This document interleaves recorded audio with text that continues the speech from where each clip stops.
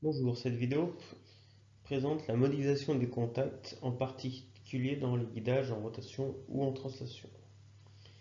Généralement, les surfaces de contact utilisées dans de tels guidages seront principalement des surfaces cylindriques et des surfaces planes. Je ne présenterai donc la modélisation que de ces deux types de contacts. Dans le cas de la modélisation d'un contact cylindrique, la première chose qui est très importante de bien appréhender, c'est que comme l'on cherche à réaliser un guidage en rotation, voire en translation, il faudra nécessairement un léger jeu entre les surfaces de contact. On pourra s'intéresser au cas où la longueur de notre surface de contact, c'est-à-dire de notre cylindre ici, est supérieure à 1,5 fois le diamètre de ce cylindre. Dans ce cas-là, on peut voir ici sur une vue en coupe, donc où j'ai augmenté le jeu radial, que ce jeu radial va permettre à l'arbre dans l'alésage un léger rotulage. Ce rotulage que j'ai appelé ici alpha. On peut exprimer mathématiquement cet angle alpha par sa tangente, puisque comme l'angle alpha est assez petit, on peut dire que tangente de alpha sera égale au jeu radial sur la longueur de guidage. Quand on a une longueur de guidage assez importante, on va se rendre compte que cet angle alpha va être limité et on pourra donc négliger ce degré de liberté dû à ce jeu, et donc on aura uniquement les 2 degrés de liberté en translation et en rotation dus à la surface cylindrique de contact. On modélisera ainsi ce guidage par une liaison pivot-glissant entre mon arbre et mon alésage. Dans le cas où la longueur de guidage est inférieure à 0,8 fois le diamètre, donc on voit qu'on a toujours donc notre petit jeu radial, mais la faible longueur de guidage, donc le faible longueur de la surface de contact donc de notre cylindre par rapport à son diamètre, va avoir pour conséquence d'avoir un rotulage de l'arbre par rapport à l'alésage bien plus important.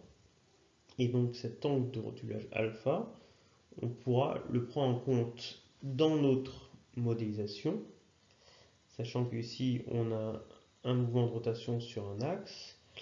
Et si on regarde sur une seconde vue, on pourrait avoir donc un angle de rotation sur un troisième axe.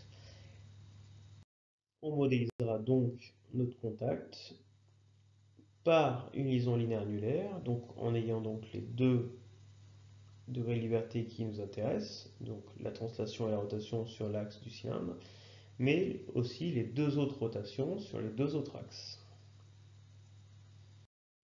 On peut donc donner ces 2 règles qui sont donc à prendre avec précaution. Mais si le rapport L sur D est supérieur à 1,5, on utilisera généralement un modèle de liaison pivot-glissant pour nos guidages. Et si L sur D est inférieur à 0,8, on utilisera donc un modèle de liaison linéaire annulaire. Donc ces règles sont à prendre avec précaution, puisque on a vu que ce rotulage est directement lié au jeu. Donc il faut aussi regarder le jeu radial entre mes 2 surfaces cylindriques pour pouvoir faire un choix. Dans le cas où on est dans la zone entre 0,8 et 1,5, et ben c'est peut-être ce jeu radial qui va donc choisir du modèle que l'on va utiliser. Le deuxième type de contact courant dans les conceptions sont donc les contacts plans. On va distinguer lorsque notre surface plane est prépondérante. Alors prépondérante devant les autres surfaces de contact. On aura encore une fois ici un jeu entre les 2 surfaces planes en contact pour garantir encore une fois nos degrés de liberté. Et dans ce cas-là, suivant les 2 vues, donc ici on a une vue YZ et une vue XY, on aura donc 2 rotulages suivant donc 2 axes, c'est-à-dire l'axe X et l'axe Z en dessous. Ces 2 angles ici sont relativement réduits, on modélisera donc notre contact plan par une liaison appui-plan en négligeant les deux angles de retoulage alpha et bêta.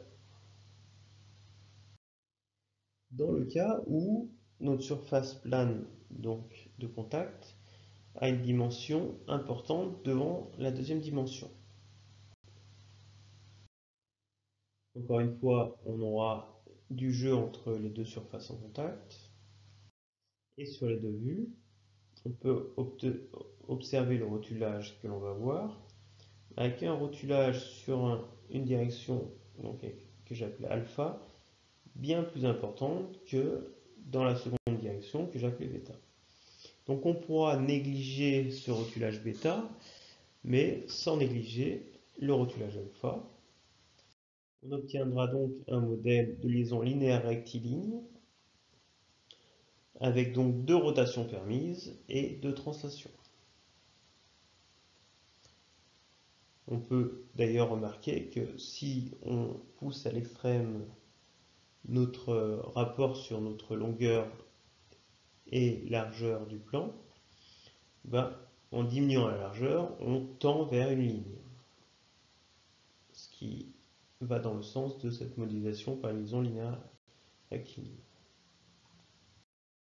Et dernier cas de figure, dans le cas où notre surface plane est petite devant la surface principale, qui pourrait par exemple être une surface cylindrique. Encore une fois, nous aurons nécessairement un jeu entre les deux surfaces en contact. Ce jeu va induire donc un rotulage entre les deux pièces, que j'ai appelé ici alpha sur une direction, bêta sur une autre. Ces deux rotulages ici sont assez importants. On modélisera donc notre contact par une liaison ponctuelle, avec donc les trois rotations permises et deux translations. Si l'on considère donc la surface très petite, donc en allant dans le sens d'une surface de plus en plus petite, notre surface plane va tendre à devenir un point, ce qui va donc dans le même sens que ce modèle de liaison ponctuelle. Donc si l'on résume, dans le cas d'un contact plan, on pourra modéliser le contact plan par un appui plan dans le cas où cette surface sera donc la surface la plus importante de notre guidage, par une liaison ponctuelle si notre surface est donc petite devant la surface principale du guidage, ou par une liaison linéaire rectiligne dans le cas où on a une longueur grande devant la largeur.